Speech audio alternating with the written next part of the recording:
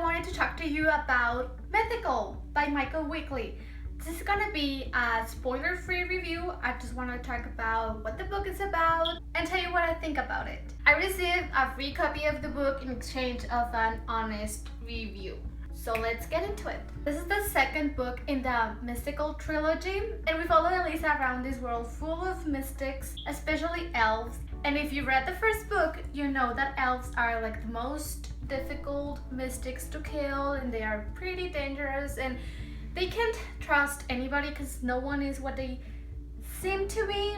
So Donovan and Elisa are stuck in this world. They can't trust anybody, and they are getting into trouble. The reason this book is called Mythical is because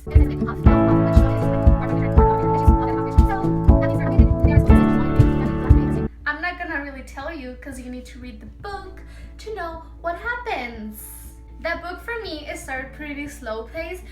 It was hard for me to get into the book. It just was really like slow and cheesy. Like the conversations between her and Donovan were like not real, like really awkward. Like people don't talk like that in real life at the beginning of the book.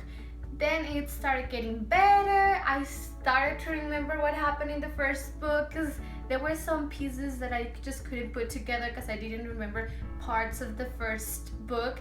But then I started to remember, and everything just like magically worked out, and the book started to get faster and more like real. Like the conversations were like not awkward, and once I got past like the first 5 chapters, everything started to get really interesting, and I just couldn't put that book down.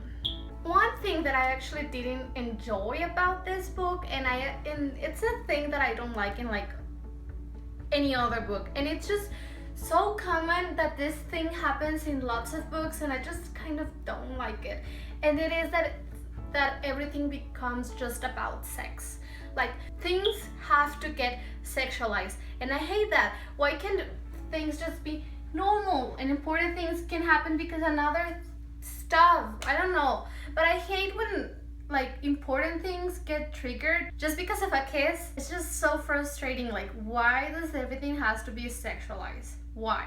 Again, this happens in a lot of books, and it's fine. It's not like this book is just bad because of that, you know? It's a good book. Just I don't like that in books. Every time Elisa or Elisa, I don't remember how you should pronounce her name. I'm so sorry if I'm pronouncing it wrong.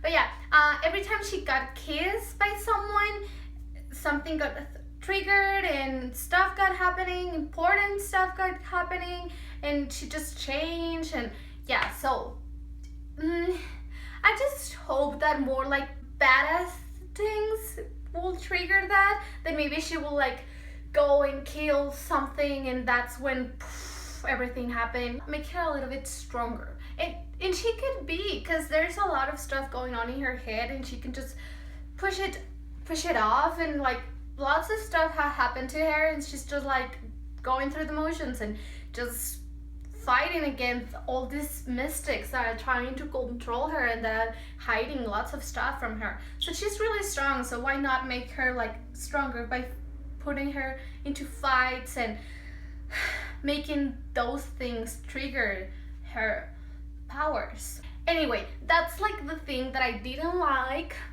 but everything else was fantastic. I love the book, the plot, the characters. I guess that my favorite part has to be like these visions that she has. They're not exactly visions, but you have to read the book to find out what they are exactly. Because if I tell you, it's gonna take away some magic of it. So I'm not gonna tell you exactly what they are. But those were my favorite parts because we got to figure out lots of stuff that happened in the past, and like we started to get answers, and yeah, it was a lot of fun to see all those visions. I also love the parts in the forest, because in the forest she was so strong, and like she could do lots of things, and she was amazing. And all of the other characters, because they are elves, they are pretty powerful in the forest, so really powerful scenes happened in the forest. Another part that I like was when she needed to go and deliver this like objects to the different kingdoms there. It was the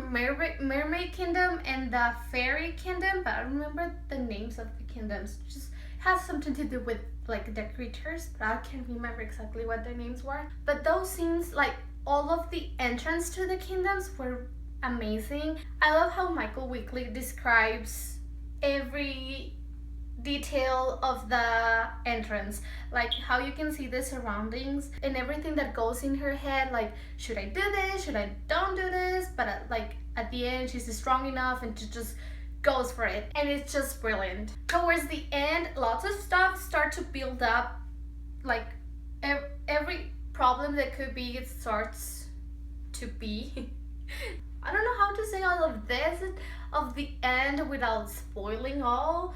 So I'm just gonna say that there's a lot of trouble, and yeah, so there's just a mess going on.